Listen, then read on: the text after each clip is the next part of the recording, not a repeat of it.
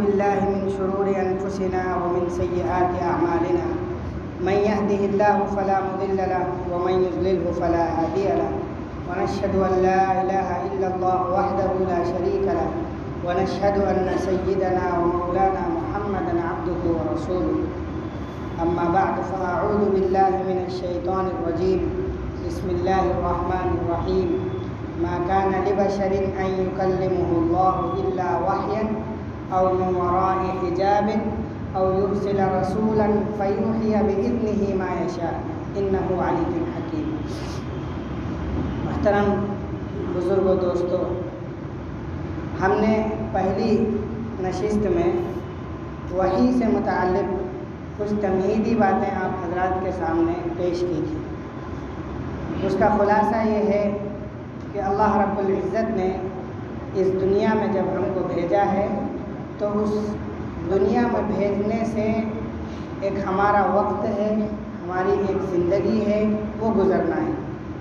اب اس زندگی کو کیسے گزارنا ہے، اس کے لیے لائحہ عمل کیا ہونا چاہیے، طریقہ کار کیا ہونا چاہیے. جس طریقے سے ہم نے مثال آپ حضرات کے سامنے پیش کی تھی کہ آج کے اس دور میں اگر کوئی شخص تھوڑی سی بھی عقل رکھتا ہے تو وہ اگر کسی کو کہیں بھیجتا ہے تو کسی نہ کسی مقصد کے تحت بھیجتا ہے. وہ ضرور یہ بتا کر بھیجتا ہے کہ آپ کا کام کیا ہے، دوران سفر آپ کو کرنا کیا ہے، اور آخر میں آپ کو کس طریقے سے واپس آنا ہے یا آپ کی منزل کیا ہے. جب اللہ رب العزت نے اس دنیا کو بنایا اور اس دنیا میں اشرف المخلوقات انسانوں کو بھیجا تو اللہ کی وہ ذات جو حکیم ہے، جو پوری حکمت کو جانتی ہے، کیا وہ ذات بغیر کسی مقصد کے ہم سب کو بھیج سکتی ہے؟ اور اس طریقے سے بھیج سکتی ہے کہ ہمیں یہ نہ بتائے کہ آپ کو زندگی کیسے گزارنی ہے، آپ کے معاملات کیسے ہونے چاہیے، آپ کے اخلاق کیسے ہونے چاہیے، لوگوں کے ساتھ آپ کی معاشرت کیسے ہونی چاہیے، یہ بتائے بغیر اللہ تعالیٰ بھیج دیں گے؟ ایسا ہرگز نہیں ہو سکتا. لہذا اسی کام کی تکمیل کے لیے اللہ رب العزت نے جو انبیاء کرام کو اور صحابہ کو اور اس کے بعد میں تابعین کو اور پھر ائمہ کو، پھر علماء کو، یہ وہ ذرائع ہیں جن کے ذریعے اللہ تعالیٰ اپنے پیغامات کو امت تک پہنچاتے رہتے ہیں. انہی ذرائع میں سے سب سے اہم جو ذریعہ ہے وہ وحی کا تھا. اس کے تعلق سے بھی ہم نے مختصراً بتایا تھا کہ وحی کی ضرورت کب پیش آتی ہے.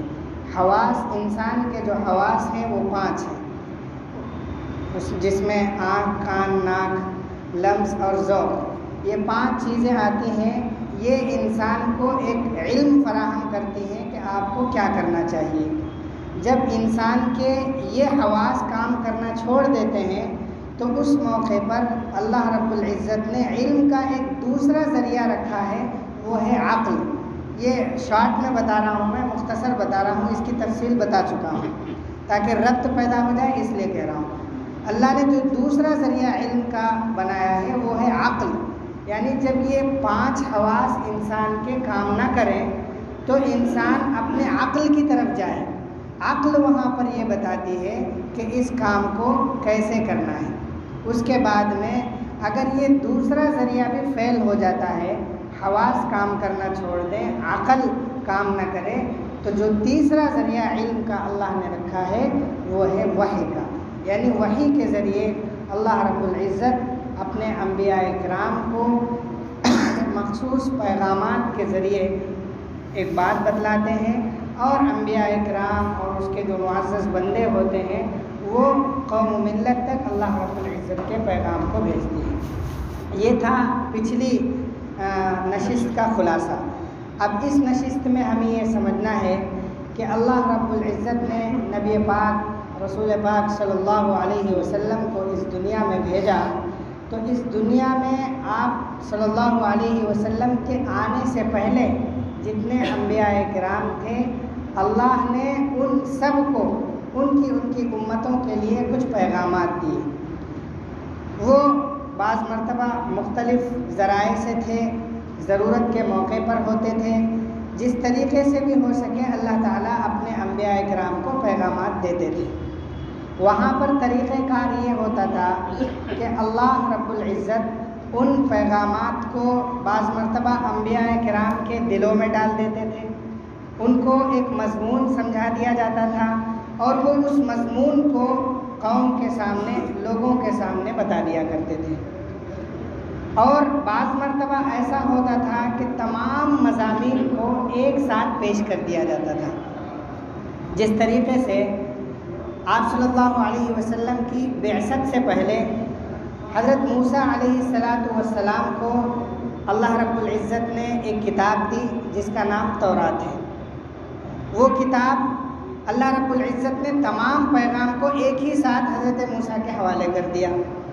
اسی طریقے سے حضرت داؤد علیہ السلام کو اللہ نے جو کتاب دی وہ زبور تھی، اللہ نے ایک ہی ساتھ وہ کتاب ساری ان کے حوالے کر دی۔ حضرت عیسیٰ علیہ السلام کو جو کتاب اللہ نے دی اس کا نام انجیل ہے، وہ بھی اکٹھے ہی اللہ رب العزت نے عطا کر دی۔ وحی کی ایک شکل یہ ہے کہ اللہ رب العزت پورے پیغام کو ایک ساتھ حوالے کر دے۔ وحی کی ایک دوسری شکل ہے، وہ شکل وہ یہ ہے کہ اللہ رب العزت نے قرآن پاک کو مکمل لکھے ہونے کی شکل میں اللہ کے نبی صلی اللہ علیہ وسلم کو دیا، لیکن اکٹھا نہیں دیا۔ یہ قرآن کی ایک خاصیت ہے کہ اللہ رب العزت نے اس کلام کو وقت کے تقاضے اور ضرورتوں کے مطابق پیش کیا ہے۔ جیسی ضرورت ہوئی، جس طریقے کے مسائل پیش آئے، جس طریقے کی عوام کو اور لوگوں کو حاجت تھی، اس طریقے سے اللہ رب العزت اس کتاب کو اتارتے رہے، یہاں تک کہ 23 سالہ مدت میں یہ وحی کا سلسلہ مکمل ہوتا ہے اور قرآن پاک مکمل ہوتا ہے۔ یہاں پر ہمیں سمجھنا یہ ہے کہ اللہ رب العزت نے اس کتاب کو 23 سالہ مدت میں نازل کرنا، یہی ایک قرآن کی سب سے بڑی خاصیت ہے۔ اس کے بعد ہمیں یہ سمجھنا ہے کہ قرآن اللہ کی ایک کتاب ہے جو اللہ کے رسول صلی اللہ علیہ وسلم پر 23 سالہ مدت میں نازل کی گئی ہے۔ اور اس کے بعد ایک خاص بات جو ہم سب کو ذہن میں رکھنی ہے وہ یہ ہے کہ قرآن، ویسے تو قرآن ہی اس کا نام ہے، لیکن اس کے اور بھی نام قرآن پاک میں ذکر کیے گئے ہیں۔ بہت ساری جگہ اس کو کتاب کا نام دیا گیا، بعض جگہ اس کو فرقان کا نام دیا گیا، بعض جگہ اس کو ذکر کا نام دیا گیا، بعض جگہ اس کو کتاب، فرقان، ذکر اور بعض مرتبہ اس کو نصیحت کا نام دیا گیا۔ تو یہ سب نام کیوں ہیں؟ ان کی کیا نوعیت ہے؟ الکتاب جو اس قرآن کو کہا گیا ہے، الکتاب کا مطلب یہ ہوتا ہے کہ مخصوص کتاب۔ اس کو مخصوص کیوں کہا گیا؟ اس کو مخصوص اس لیے کہا گیا کہ یہ واقعی ایک خاص کتاب ہے جو پچھلی تمام کتابوں سے الگ ہے۔ یہ ان کتابوں کی طریقے سے نہیں ہے جو پچھلے طریقے سے نازل ہوئی۔ یہ اس کا وحی کا طریقہ بھی الگ ہے، اس کے نزول کا طریقہ بھی الگ ہے، اس کا ڈھنگ بھی الگ ہے، اس میں مسائل کو اور ضروریات کو اور احکام کو بتلانے کا طریقہ بھی الگ ہے۔ اس وجہ سے اس کو الکتاب کا نام دیا گیا۔ اس کو ذکر کیوں کہا گیا؟ ذکر اس لیے کہا گیا کہ اللہ رب العزت نے اس کتاب کو تمام امت کے لیے، بلکہ جو اس سے سبق لینا چاہیں ان کے لیے یہ ایک نصیحت کا ذریعہ بھی ہے، ایک ہدایت کا ذریعہ بھی ہے، اور یہ اپنی زندگی کو گزارنے کی ایک نصیحت ہے پوری کتاب، لہذا اس کو ذکر کہا گیا۔ ایک تیسرا جو نام ہم نے ذکر کیا وہ ہے فرقان۔ اس کو فرقان کیوں کہا جاتا ہے؟ اس کو فرقان اس لیے کہا جاتا ہے کہ یہ صحیح اور باطل، غلط اور صحیح، حق اور باطل کے درمیان فرق کرنے والی ایک کتاب ہے، اس لیے اللہ رب العزت نے اس کتاب کو فرقان کا نام رکھا۔ چوتھا جو سب سے مشہور نام ہے وہ ہے القرآن، یعنی اس کو قرآن کیوں کہا گیا؟ تو قرآن کا مطلب یہ ہے کہ سب سے زیادہ پڑھی جانے والی کتاب۔ آج ہم اس دنیا میں غور کریں، سوچیں اور سمجھیں، ہم دیکھتے ہیں کہ دنیا کی کوئی کتاب اتنا زیادہ نہیں پڑھی جاتی جتنا قرآن پڑھا جاتا ہے۔ دنیا کی کسی کتاب کے ایڈیشن اتنے زیادہ نہیں چھاپے گئے جتنا کہ قرآن کو چھاپا گیا۔ اور یہ وعدہ غلط نہیں ہے، اللہ رب العزت نے جو دعویٰ کیا ہے کہ یہ قرآن سب سے زیادہ پڑھی جانے والی کتاب ہے، یہ غلط اس لیے نہیں ہے کہ ہم پوری دنیا میں جا کر دیکھیں تو دنیا کے 24 گھنٹے کے وقفے میں کوئی لمحہ ایسا نہیں ہوتا ہے کہ جس میں کہیں نہ کہیں قرآن پاک کی تلاوت کی جا رہی ہے۔ اس لیے کہ ہم سب جانتے ہیں آج کے اس دور میں کہ یہ جو دنیا ہے یہ گول ہے، یہ راؤنڈ ہے، بالکل گلوبل اسکولوں میں دکھایا جاتا ہے، رکھا ہوا رہتا ہے ٹیبل پر۔ اس کا مطلب یہ ہے کہ یہ دنیا گول ہے۔ اب اس دنیا میں کہیں تو دن ہے، کہیں دوپہر ہے، کہیں شام ہے، اور ہر مسلمان کی نماز اسی وقت مکمل ہوگی جب قرآن پاک کی وہ تلاوت کرے گا۔ لہذا کہیں فجر کی نماز ہے تو کسی دوسری جگہ اشراق کا وقت ہے، تو کسی تیسری جگہ چاشت کا وقت ہے، تو کسی چوتھی جگہ ظہر کا وقت ہے، تو کہیں عصر کا وقت ہے، کہیں مغرب کا وقت ہے، کہیں عشاء کا وقت ہے، کہیں تہجد کا وقت ہے۔ یہ تمام وہ اوقات ہیں جو کہیں نہ کہیں قرآن پاک کو گھیرے ہوئے ہیں۔ یہ وہ چیزیں ہیں جو انسان پر فرض ہیں۔ اس کے علاوہ اگر اللہ رب العزت بندوں کو توفیق دے دے تو وہ بندے جو ہر وقت قرآن پاک کی تلاوت کرتے رہتے ہیں، جو اللہ کے ذکر میں لگے رہتے ہیں، تو وہ قرآن ہی کا تو ذکر کرتے ہیں، قرآن ہی کی تو تلاوت کرتے ہیں۔ تو اس معنی کر اللہ رب العزت کا جو یہ دعویٰ ہے کہ یہ قرآن سب سے زیادہ پڑھی جانے والی کتاب ہے، یہ دعویٰ کسی بھی طریقے سے غلط نہیں ہو سکتا۔ یہ عام طور پر سمجھ میں آنے والی چیز ہے، اور آج کل تو اس کا سمجھنا بہت ہی آسان ہو گیا ہے۔ اس کے بعد جو ہمیں سمجھنے کی ضرورت ہے وہ یہ ہے کہ وحی کس طرح اللہ کے نبی صلی اللہ علیہ وسلم کے اوپر اتاری گئی۔ حضرت عائشہ کی حدیث ہے، حضرت عبداللہ بن ہشام ایک صحابی ہیں، وہ اللہ کے نبی صلی اللہ علیہ وسلم سے ایک مرتبہ سوال کرتے ہیں کہ یا رسول اللہ ہمیں یہ بتائیے کہ وحی کس طرح آپ پر اترتی تھی۔ تو اللہ کے رسول صلی اللہ علیہ وسلم نے جو کچھ جواب دیا ہو، پھر ان کا سوال ہوا ہو، پھر جواب ہوا ہو، اس کو حضرت عائشہ سے اللہ کے نبی صلی اللہ علیہ وسلم آ کر بیان کرتے ہیں۔ تو حضرت عائشہ بتلاتی ہیں کہ اللہ کے رسول صلی اللہ علیہ وسلم نے فرمایا کہ جب مجھے وحی آتی تھی تو گھنٹیوں کی آواز کی شکل میں آتی تھی، یعنی ایسا لگتا تھا کہ کہیں گھنٹیاں مستقل گھنٹی بیل جس کو بولتے ہیں وہ بجائی جا رہی ہے، اور وہ ایک ایسی شکل تھی کہ عام طور پر انسان اس کو برداشت نہیں کر سکتا ہے، اس وجہ سے کہ وہ مسلسل چلنے والی ایک گھنٹی کی آواز ہوتی تھی۔ اگر گھنٹی جو ہے بجے اور سائلنٹ ہو جائے، رک جائے، تو انسان بعض مرتبہ سوچ سکتا ہے کہ آواز کدھر سے آ رہی ہے، لیکن جب کنٹینیو ایک آواز آتی ہے اور وہ چاروں طرف سے اس کی آواز سیم ہو، ایک جیسی ہو، تو یہ سمت اس کی طے کرنا مشکل ہے۔ لہذا اس گھنٹی کی آواز میں بھی یہ پیغام تھا کہ اللہ رب العزت چاروں طرف ہیں اور چاروں طرف سے اپنی نگرانی میں، اپنی حفاظت میں اپنے کلام کو آپ کے سینے میں اتار رہے ہیں۔ تو اللہ کے نبی فرماتے ہیں کہ مجھے جو وحی آتی تھی وہ سلسلۃ الجرس یعنی گھنٹیوں کی آواز کی شکل میں آتی تھی۔ اور حضرت عائشہ بیان کرتی ہیں کہ وہ بڑا دشوار مرحلہ ہوتا تھا۔ حضرت عائشہ کہتی ہیں کہ جاڑوں میں ہم نے اللہ کے نبی کو دیکھا کہ جب وحی کے بعد وہ فارغ ہوتے تھے تو آپ کے ماتھے پر اور آپ کے پورے چہرے پر پسینہ ہی پسینہ ہوا کرتا تھا۔ حضرت زید بن حارث ایک صحابی ہیں، ایک مرتبہ اللہ کے نبی صلی اللہ علیہ وسلم نے اپنا سر ان کے گھٹنوں پر رکھ کر آرام فرما رہے تھے، اسی دوران وحی آ گئی۔ اب وحی آ گئی تو حضرت زید کہتے ہیں کہ مجھے اس قدر بوجھ محسوس ہو رہا تھا کہ میں تو یہ سمجھ رہا تھا کہ میری یہ ران ٹوٹ جائے گی۔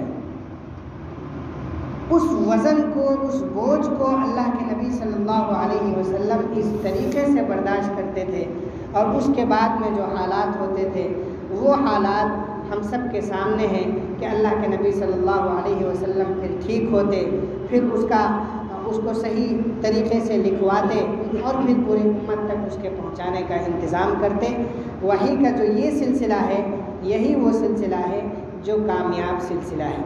اللہ کے نبی صلی اللہ علیہ وسلم نے فرمایا، اور میں نے جو قرآن پاک کی آیت تلاوت کی ہے اس میں اللہ رب العزت نے فرمایا ہے ما کان لبشر ان یکلمہ اللہ، کسی انسان کی یہ حیثیت اور یہ اوقات نہیں ہے کہ وہ اللہ رب العزت سے بات کر سکے، لیکن کس طریقے سے بات کریں گے؟ الا وحی، یا تو وحی کے ذریعے سے آپ کی گفتگو ہوگی، او من وراء حجاب، یا پردے کے پیچھے سے بات ہوگی، او یرسل رسولا، یا پھر کسی پیغمبر کو بھیج کر وحی کا سلسلہ ہوگا۔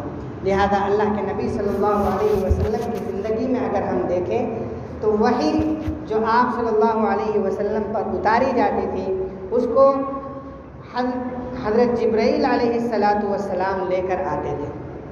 حضرت جبرائیل علیہ السلام کس طریقے سے لے کر آتے تھے؟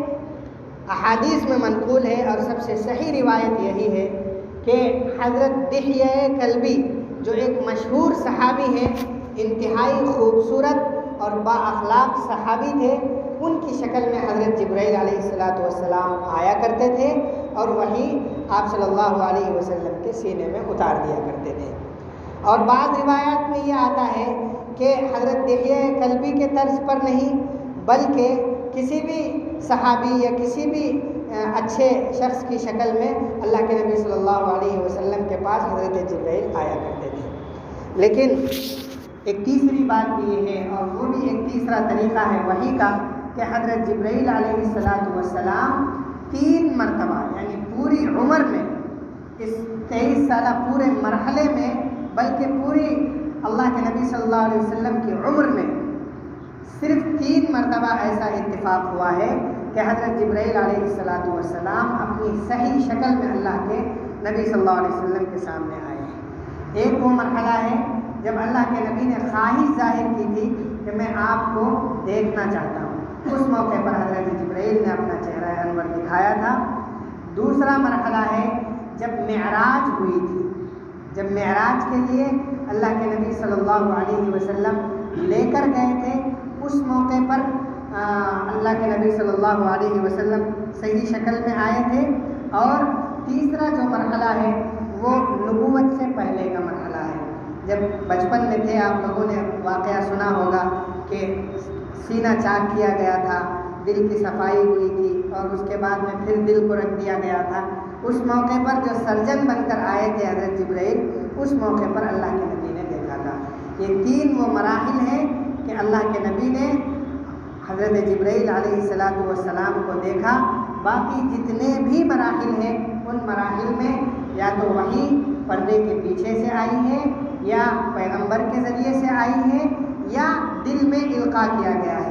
دل میں بعض مرتبہ خیالات آتے ہیں انسان کے، اور ہم لوگ کہتے ہیں کہ یہ اللہ کی طرف سے مشورہ تھا۔ بعض مرتبہ ہم لوگ پریشان رہتے ہیں کہ کیا کرنا چاہیے، کچھ مشکل ہو، کوئی فیصلہ ہم نہیں لے پا رہے ہوں، تو اچانک کسی مرحلے میں اللہ رب العزت کی طرف سے ایک بات دل میں آتی ہے اور وہ واقعی صحیح بات ہوتی ہے اور وہی صحیح مشورہ ہوتا ہے، تو لوگ کہتے ہیں اور یہ صحیح بات ہے کہ اللہ کی طرف سے ذہن میں ایک بات ڈالی جاتی ہے۔ تو یہ بھی ایک طریقہ ہے وحی کا کہ انبیاء کرام کو اللہ رب العزت اس طریقے سے القاء کرتے تھے۔ لیکن اب فرق کیسے ہوگا کہ کون سی چیز وحی ہے، کون سی چیز القاء ہے، اور کون سی چیز جو ہے عام ایک مشورہ ہے؟ تو اس کا خلاصہ یہ ہے کہ اللہ کے نبی صلی اللہ علیہ وسلم اور اللہ کے چنیدہ بندے جن کو ہم انبیاء کرام کہتے ہیں، اللہ ان کو یہ صلاحیت دے دیتے ہیں کہ وہ اس بات میں فرق پیدا کر سکتے ہیں کہ یہ وحی ہے یا ایک خالص ایک مشورہ ہے۔ اگر وہ وحی ہے تو پوری امت کے لیے وہی رہنمائی اور وہی حکم ہے، اور اگر یہ مشورہ ہے تو وہ ان کا اپنا انٹرنل حکومت اور گھر کو چلانے کا ایک مشورہ ہے، اور اگر وحی ہے تو باقاعدہ حکم ہے۔ لہذا اسی بات پر میں اپنے بات کو ختم کرتا ہوں کہ پہلی مجلس میں ہم نے وحی سے متعلق کچھ ضروری باتیں ذکر کی جس میں وحی کی ضرورت کو بتایا گیا، اور اس مجلس میں وحی کی اہمیت اور وحی کس طریقے سے اتاری جاتی تھی یہ بات آپ حضرات کے سامنے مفصل انداز میں رکھی گئی۔ تیسری مجلس میں ہم انشاءاللہ سورۃ العلق کہ جس کی شروع کی 5 آیتوں 5 وہ آیتیں جو سب سے پہلے اتاری گئی، جس میں اللہ رب العزت لوگوں کو پڑھنے کی ترغیب دیتے ہیں اور یہ بتلاتے ہیں کہ انسان کی کیا حیثیت ہے اور ہم نے اس کو کہاں ہم نے زمین سے اٹھا کر آسمانوں تک پہنچایا ہے، جس کا مفہوم یہی ہے اقرأ بسم ربک الذی خلق خلق الانسان من علق اقرأ وربک الاکرم الذی علم بالقلم، یعنی آپ پڑھیے کہ اللہ نے آپ کو پیدا کیا ہے علق سے، یعنی ایک نطفہ ہے، ایک گندی چیز ہے، اس سے پیدا کیا ہم نے۔ اقرأ وربک الاکرم، آپ پڑھیں، آپ کے رب جو ہے بہت معزز ہیں اور بہت معظم ہیں۔ الذی علم بالقلم، کہ آپ تو جاہل تھے، اللہ نے آپ کو پڑھا کر لکھا کر کیا کیا؟ اللہ نے آپ کو سائنٹسٹ بنا دیا، اللہ نے آپ کو حکیم بنا دیا، اللہ نے آپ کو ایک عالم بنا دیا، اللہ نے آپ کو ایک بہت بڑا پروفیشنل انجینئر بنا دیا، ڈاکٹر بنا دیا۔ یہ سب کے سب اللہ رب العزت کی حکمتیں، اللہ رب العزت کی نعمتیں ہیں۔ علم الانسان ما لم یعلم، پھر اللہ رب العزت نعمت مترقبہ کے طور پر کہتے ہیں کہ ہم نے انسان کو وہ سب کچھ سکھایا جو وہ نہیں جانتا تھا۔ تو آج یہ مجلس ہم اسی بات پر ختم کرتے ہیں کہ آگے کی ہماری جو مجلس ہوگی وہ انہی 5 آیتوں پر منحصر ہوگی۔ اللہ تعالیٰ کا ہم شکر ادا کریں کہ اللہ نے ہم کو یہ خوش نصیب موقع عنایت کیا کہ ہم اس کے کلام کو سمجھ سکیں، اور اللہ سے ہم دعا کریں کہ یہ محفل چلتی رہے اور اللہ تعالیٰ ہمیں اس مقدس محفل کا حصہ بنائے رکھے، کہنے سننے سے زیادہ عمل کرنے کی توفیق عطا فرمائے۔ وآخر دعوانا الحمدللہ رب العالمین، سبحان ربک رب العزت عما یصفون وسلام علی المرسلین والحمدللہ رب العالمین۔